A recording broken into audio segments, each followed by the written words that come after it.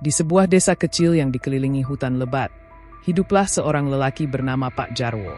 Ia dikenal sebagai sosok yang misterius dan tak terkalahkan. Dalam banyak kesempatan, ia menunjukkan kemampuan luar biasanya. Tubuhnya kebal dari luka, tak mempan oleh senjata tajam, bahkan api sekalipun. Cerita tentang kekebalannya menyebar luas hingga ke desa-desa sekitarnya, menjadikannya orang yang dihormati sekaligus ditakuti.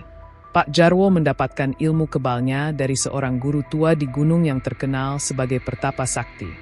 Namun, ilmu itu tidak diberikan dengan cuma-cuma. Sebelum menerima ajaran, Pak Jarwo harus menjalani serangkaian ritual aneh dan menyerahkan sesajen berupa hewan korban setiap malam bulan purnama. Ia juga diperingatkan untuk tidak menyombongkan ilmunya dan menjaga keseimbangan antara kekuatan tersebut dengan kebaikan hati. Sayangnya, seiring waktu, Pak Jarwo mulai menyalahgunakan kekebalannya. Ia menggunakan ilmunya untuk menakut-nakuti orang-orang desa yang dianggapnya mengganggu. Jika ada orang yang berani menentangnya, ia akan menunjukkan bahwa senjata tidak bisa melukai tubuhnya. Ia juga memanfaatkan kekuatannya untuk mengambil keuntungan dari orang lain, seperti meminta upeti dengan ancaman. Akibatnya, banyak warga desa yang menderita dan memendam kebencian terhadapnya.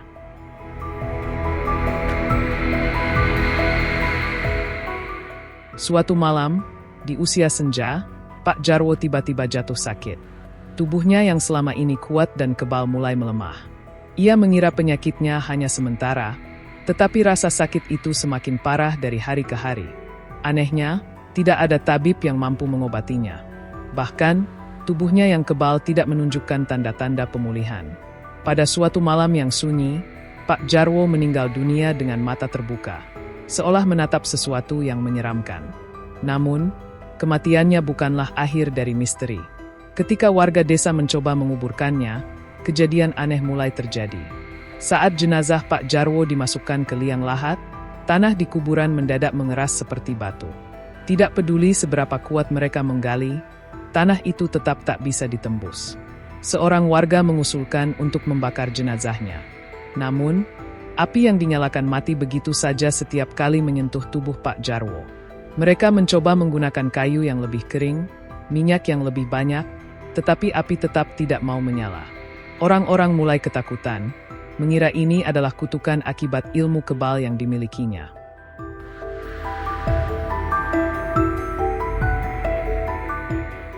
Kepanikan melanda desa. Kepala desa kemudian mengundang seorang ulama tua, Kiai Soleh, untuk memberikan solusi. Kiai Soleh, yang dikenal bijaksana dan ahli dalam ilmu agama, segera memeriksa tubuh Pak Jarwo. Setelah bermeditasi dan membaca doa, ia menyimpulkan bahwa ini adalah akibat dari ilmu kebal yang tidak dilepaskan sebelum Pak Jarwo meninggal. Ilmu ini terikat dengan perjanjian gaib, kata Kiai Soleh. Selama perjanjian itu belum dilepaskan, ruhnya tidak akan tenang, dan jasadnya tidak akan diterima oleh bumi. Kiai Soleh memimpin sebuah ritual khusus untuk memutuskan perjanjian gaib tersebut.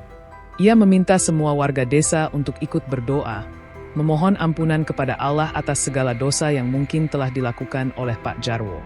Selama ritual, angin kencang berhembus dan suasana di sekitar desa menjadi mencekam. Beberapa warga bahkan mendengar suara-suara aneh seperti bisikan dari hutan.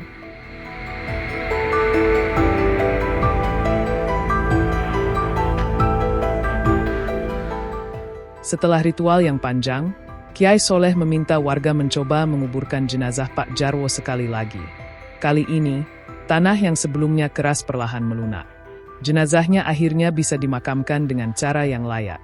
Namun, sebelum liang lahat ditutup, terdengar suara gemuruh dari dalam bumi, seperti raungan makhluk yang marah. Ini adalah peringatan bagi kita semua, kata Kiai Soleh kepada warga desa. Ilmu yang tidak digunakan untuk kebaikan akan membawa kutukan. Jangan pernah kita mengejar kekuatan yang tidak diberkahi oleh Allah. Sejak saat itu, desa kembali hidup damai, meski kisah Pak Jarwo terus dikenang sebagai pelajaran bagi generasi mendatang. Warga desa percaya bahwa kekuatan luar biasa seperti ilmu kebal hanya akan membawa kehancuran jika tidak diiringi dengan kebijaksanaan dan ketakwaan.